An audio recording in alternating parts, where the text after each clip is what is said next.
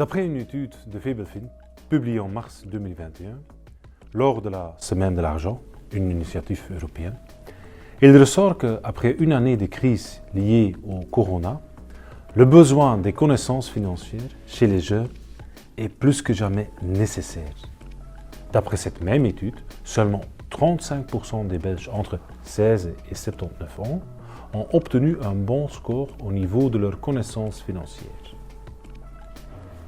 Pire, pour 40% des personnes interrogées, les connaissances financières sont mauvaises.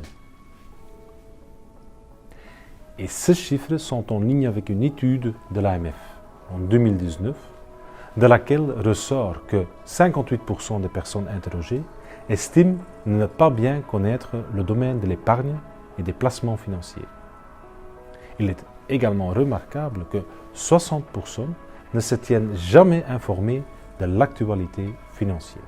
Les marchés et les produits financiers sont de plus en plus complexes, mais ils sont également plus facilement accessibles que par le passé, grâce entre autres à Internet.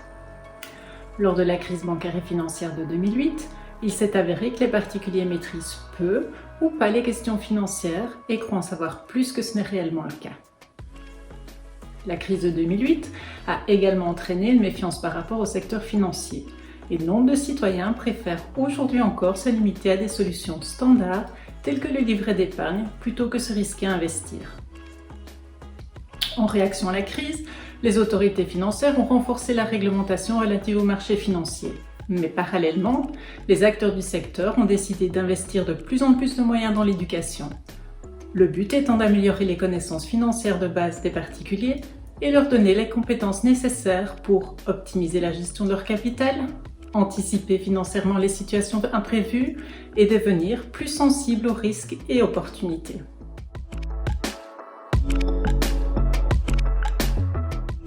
Le secteur financier est très bien placé pour savoir de quoi il s'agit quand on parle de finances durables.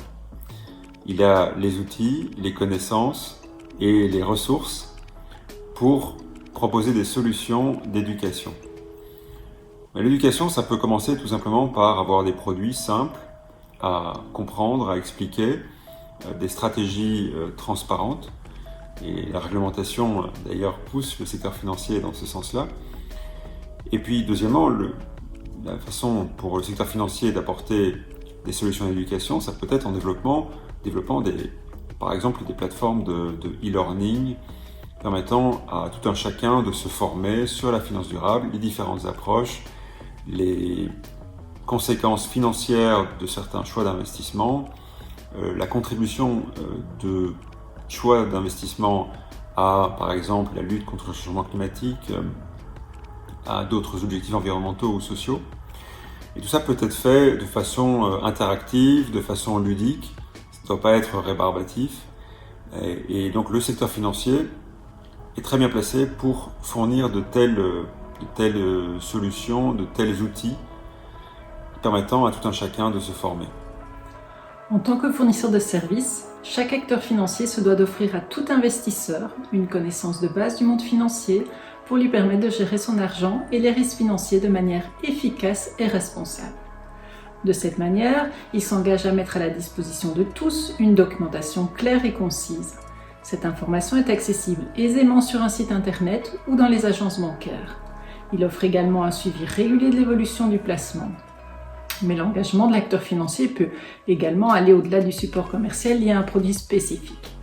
Il peut s'employer à vulgariser les concepts financiers de base comme le mécanisme de l'inflation, la volatilité, la capitalisation, les actions, les obligations, etc.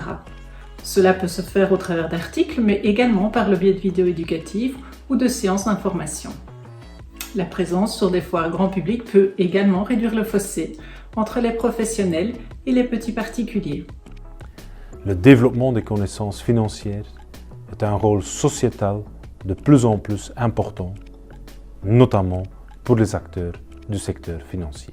Ces initiatives peuvent être prises en concertation avec les différents acteurs du secteur.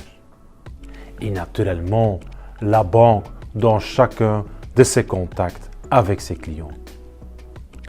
Parce que grâce aux informations données aux potentiels investisseurs, ceux-ci pourront remettre en question certaines idées reçues basées sur ces faiblesses connaissances telles qu'elles investir, ce n'est pas pour moi. Je ne sais pas dans quoi investir.